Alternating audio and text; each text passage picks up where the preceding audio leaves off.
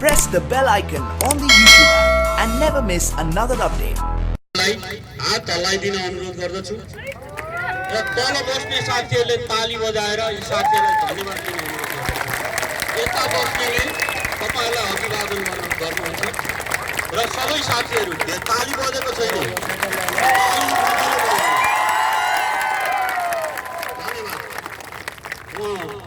हाम्रो विशिष्ट पाहुनाहरूलाई पनि आसन ग्रहण गर्न अनुरोध गर्दछु।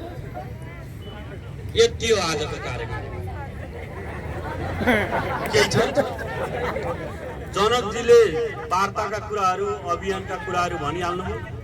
दुःख तपाईहरुले खेप्नु भएको छ। यहाँ हुम्लाको साथी एकचोटि उठ्नुस् त। के हुम्ला कोही हुनुहुन्छ? हुम्लाको साथी को उठ्नु भनेको मैले हो। यहाँबाट हुम्लाबाट म हुम्लाको संगठनको कार्यक्रममा जाँदा र आउँदा 50,000 खर्च भएको थियो। उहाँको 4 महिनाको तलब खर्च गरेर यहाँ आन्दोलन गर्न बाध्य बनाइएको छ। आन्दोलन गर्नलाई बाध्य बनाइएको छ।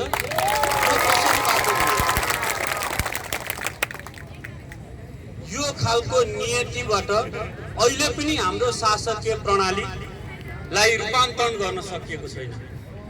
सबैलाई दुःख दिने।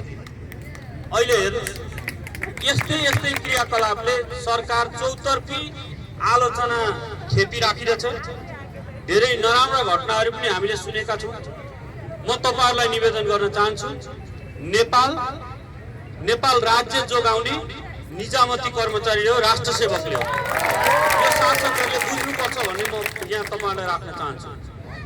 जतिखेर गाउँमा मान्छे थिएनन्, नेताहरू थिएनन्, प्रहरी पनि थिएनन्, साथीहरू यहाँ हुनुहुन्छ, उहाँहरू जान सक्नुहुन्न थियो, पहिले कहीँ पुग्नुहुन्थ्यो। त्यतिखेर नेपालको सरकारको उपस्थिति हुने